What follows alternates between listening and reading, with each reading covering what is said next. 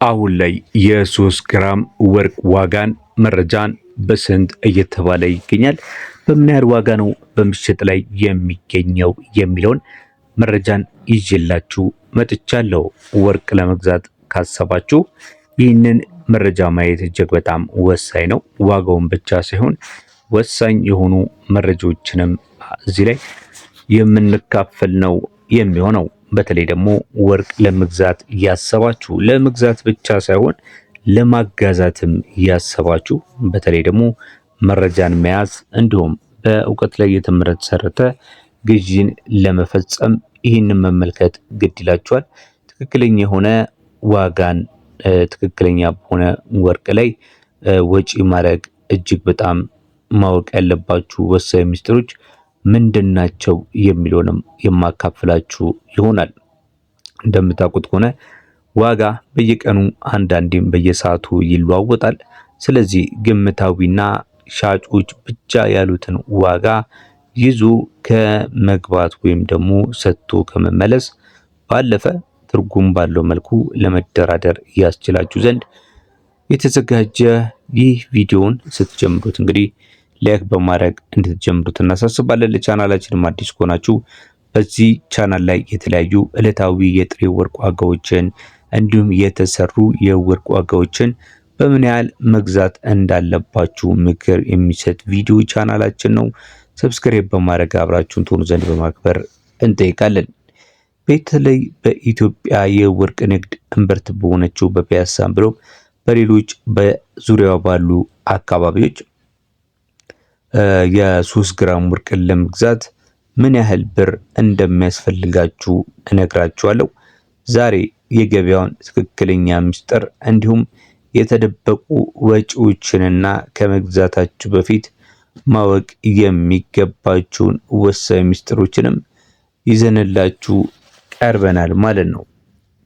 እንግዲህ የዋጋ ስሌቱ ላይ ቀጥታ ከመሄዳችን በፊት በምን ነገሮች ነው እነዚህ ዋጋዎች የሚወሰኑት የሚለውን ስንመለከት ወርቅ በተለይ ዋጋን ለመወሰን ዋናው ነገር ካራት ነው። ካራት ማለት ምን ያህል ካራት ምን ያህል ጥራት ደረጃ አለው። አሁን ለምሳሌ ዛሬ ላይ የምነግራችሁ የ18 እና የ21 ካራት ነው ዋጋ የምነግራችሁና ሁለቱ የተለያየ ካራት ስለሆኑ ዋጋቸውም እንዲሁ የተለያየ ነው የሚሆነው ማለት ነው። የካራቱ ዋጋ በሚጨምርበት ሰዓት ላይ የብሩ መጠን ከፍ ይላል ማለት ነው። በገበያው በስፋት የሚሸጡት የ18 እና የ21 ካራቶች ስለሆኑ የነሱን ዋጋ ነው የምነግራችሁ ማለት ነው። መጠኑ በጨመረ ቁጥር ግን የግራሙ ዋጋ እንደሚጨምር መዘንጋት የለባችሁም። ከካራቱ ስንጀምር ከ18 ካራት እንጀምራለን። የ18 ካራቱ ዋጋ እየተሸጠ የሚገኘው በአሁኑ ሰዓት ላይ የ3 ግራም ወርቅ በ57000 የኢትዮጵያ ብር ነው። የ3 ግራም የጥሬ ወርቅ ዋጋ ማለት ነው ከ19000 ብር ጀምሮ በምሽጥ ላይ ይገኛል ማለት ነው። የተሰራ ወርቅ መሆኑን ልብ በሉ። የሀገር ውስጥ ነው ግን የተሰራ ወርቅ የሀገር ውስጥ ከ19000 ጀምሮ እየተሸጠ ይገኛል ማለት ነው።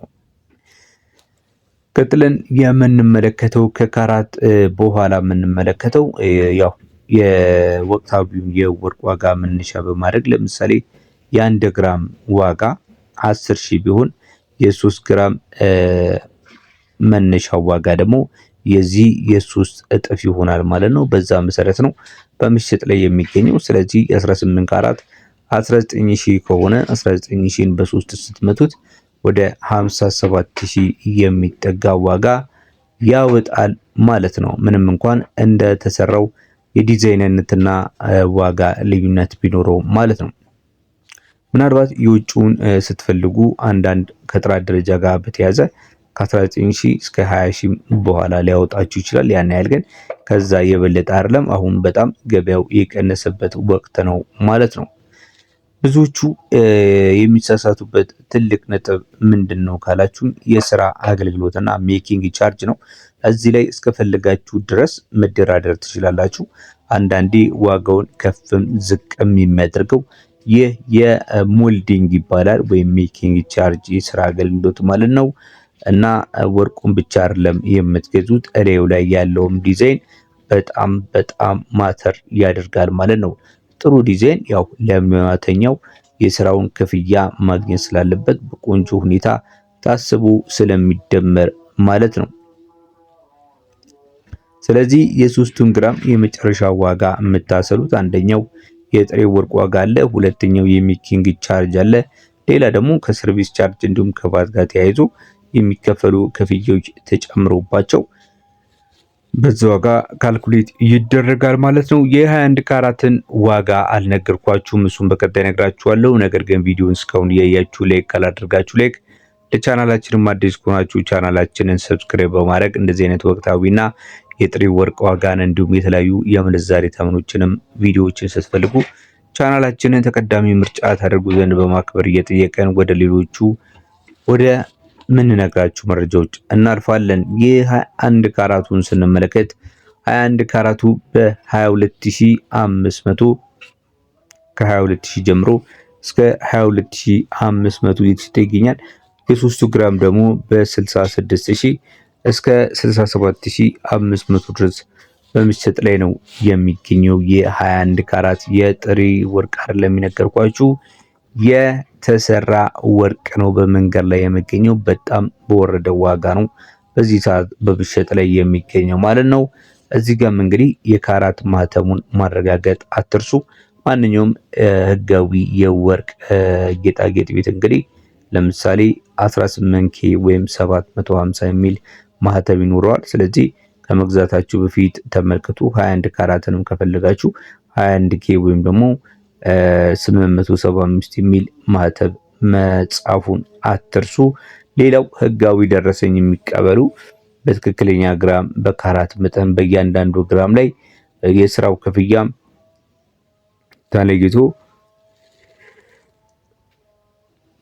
መጻፉን መርሳት የለባችሁም። ይሄ ነገ ተመልሳችሁ መሸጥ ስታስቡ ትልቅ ለእናንተ ዋስትና ስለሆነ ነው ማለት ነው። ሌላው ደግሞ ሚዛን መከታተል ሌላኛው ትልቁ ነገር ነው። ጌጡ ላይ ሚዛኑ ሲቀመጥ 3 ግራም መሆኑን ሚዛኑ ንጹህ ስለመሆኑ ማረጋገጥ ይኖርባችኋል። ሌላው ደግሞ ከታወቁ ሱቆች ነው መግዛት ያለባችሁ። አሁን በጣም ወርቅ ቤት በተለይ በጣም እየበዛ ነው ያሉና ስም ካላቸው ወርቅ ቤት ብትገዙ፣ ንግድ ፍቃድ ካላቸው ወርቅ ቤት ብትገዙ ይመከራል። ቋሚ ያላቸው ቋሚ መሸጫ ያላቸው ማለት ነው። ስለዚህ በምትገዙበት ሰዓት ላይ በደላሎች መሸወድ የለባችሁም። ከትልልቅ ሱቆች ብትገዙ ተመራጭ ነው የሚሆነው፣ አስተማማኝም ነው የሚሆነው ማለት ነው። ወርቅ ማለት ውበት ብቻ አይደለም።